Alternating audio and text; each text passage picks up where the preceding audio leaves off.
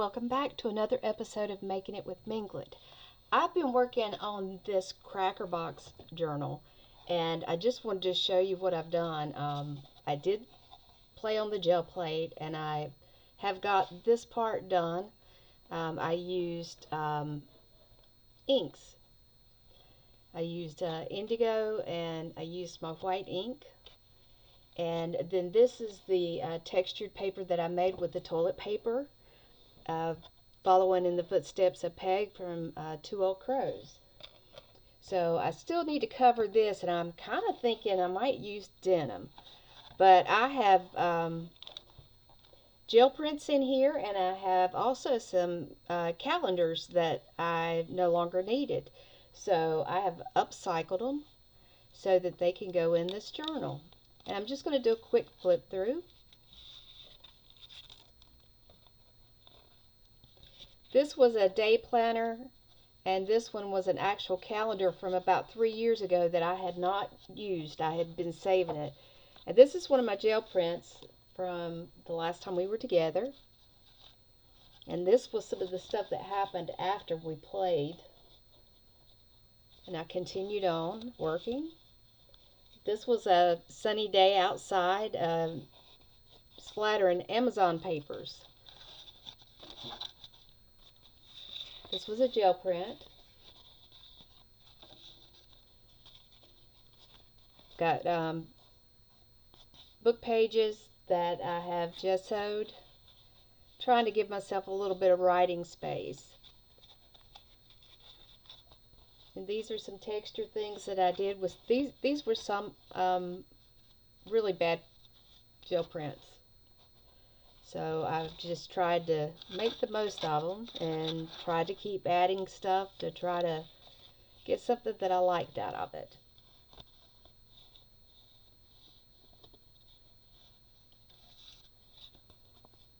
This is another page out of that planner.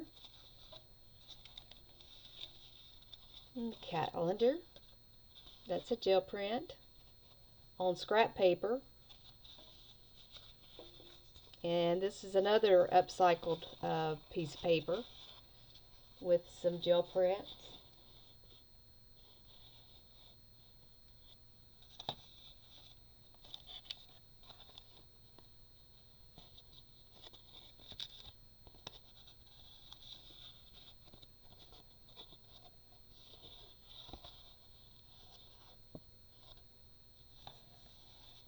Now I still can add things to these pages.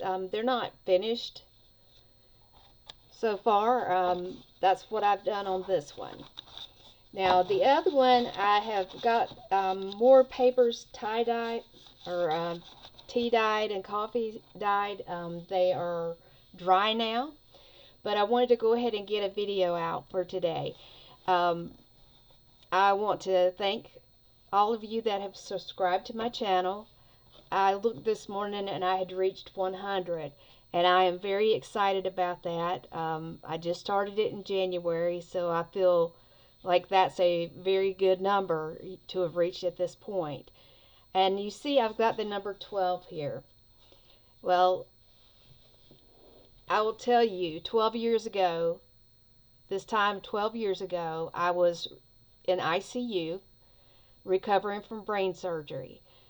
I had a brain aneurysm, and they found it in February, and I was sent home because the treatment that I needed was a newly approved under certain conditions for brains. They had used this particular stent in stomachs for a while, but they had not been approved for brains, so it was a limited use. And that meant that the FDA had to get all of my medical records and had to make a decision as to whether I would be allowed to get the surgery. The base of the aneurysm was wider than what it was safe to use coils, which is one of the most common ways that they're treated. And because it was up over my right eye, they were afraid that if they did use coils and they had to anchor it, which they would, that I would be more likely to have a fatal stroke following that. So the doctor recommended that I have what was called a pipeline stent. So all of this is kind of preliminary. They look at it, they see what the roadmap of it, and the doctor said, if my husband said, well, if she needs the surgery, we'll get the surgery, and he was concerned about the expense because at that point I was going to be going to have to fly to Buffalo, New York, for the surgery and do my recovery there before I would be allowed to come back home. So that meant that my family would not be able to be around, other than my husband. We couldn't. It wasn't feasible for everyone to travel. So the doctor told me, he said, well, leave it with me and I will see what I can work out. And a couple of weeks went by, and I had started doing research, and I was looking at who owned the rights to the pipeline stent. And when I saw who it was, I thought, wait a minute, that name sounds familiar. And I realized that somebody I went to church with actually worked for the company and was a rep. So I called him and I said, hey, I need to know, what do you know about the pipeline stent? He said, well, I don't know anything, but I know who does. He made a phone call. The next day I received a phone call from the rep for that stent. And he said he lived just in Charlotte, North Carolina. And that's not that far from where I am. It's about an hour, 15 minutes, hour, 30 minutes on a good day. He said that I would be getting a call from my doctor very soon. That's all he could tell me. But that, not to worry, that things were going in the right direction. The FDA had everything. They had already started the review process, and they didn't think it was going to take very long to get a return verdict back, basically. So as soon as I hung up with that man, before he got off the phone, he said, would you be okay if my wife and I pray for you? I know you go to church with our friend. And I said, no, I would welcome that. And he said, well, we will pray for you every day until your surgery. And he said, I will probably be close by when you have your surgery. And I thought, well, wow, this is a total stranger. And I was just blown away. I hung up my phone, and I'm driving down Interstate 40, and my phone rings again. And I'm thinking, this is really unusual. I don't get that many calls in a day, usually, let alone get them one on top of the other. It was my doctor. And he said, I have good news for you.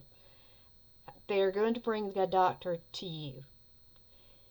I talked with the rep from the company, and they are going to bring a proctor here. Since I've seen the surgery done in Buffalo twice already, I'm qualified for the proctor to come and be with me.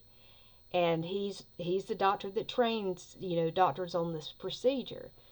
So I was the first patient in Winston-Salem to actually get this stent. I spent the first 24 hours, I was in ICU, and I freaked the nurses out. They would walk by, and I'd look at them, and they finally, one of the nurses looked at me, and she wanted to giggle, but she didn't, because she didn't know if I was in pain or not, and I wasn't. And I was awake and alert. Well, that's not the typical patient that they get. The lady that had the procedure done after me was still sleeping, for like 6 hours afterwards. And so they said, can we get you something? I said, can I have a TV? And they go somewhere and they bring me this big screen TV that takes up, about the width of my bed that they have me in. And then they start bringing me food, and then they start coming by and squeezing my hand, and they said, "This is just so unusual. We're just so grateful to have you up here. You're such a good patient." And it was a very humbling experience because the other people that were there in the ICU where I was, most of them were still unconscious and not aware of what was going on. But I saw all the care that was given to them and all the care that I received. And, I'll never be the same because of the experience. But, it's 12 years and everything is perfectly fine. I don't even have to go back for rechecks anymore. I will say, however, if anything unusual happens, or my head has any indication of what happened that day, uh, I know to go to the emergency room. I have to watch my blood pressure. I have to lower my risk, of having a stroke. So I have to be, conscious and try to be thoughtful of my health. But it was a lot of miracles that happened, and one of the miracles was that the surgeon that was on call that night was someone who was aware of the alternative and had actually been interning at that a particular hospital where it was being done actively during the testing of the stent in the brain. So, it's like it's God or karma, whichever way you look at it. But the everything aligned, everything, all the pieces of the puzzle that needed to happen went into place. And this day, 12 years ago, I became a survivor of a brain injury, and I'm glad I'm here. And I'm glad that you have decided, the 100 of you that have decided to come along with me on this journey. I thank you very much. Um, I'm just a regular person, but I do enjoy doing my art. It brings me a lot of peace and comfort, because I do have some other health issues. And I look forward to seeing you each and every time. I look forward to those comments, and I do thank you so much for letting me hit that 100 mark. And thank you for being here to celebrate my day of life.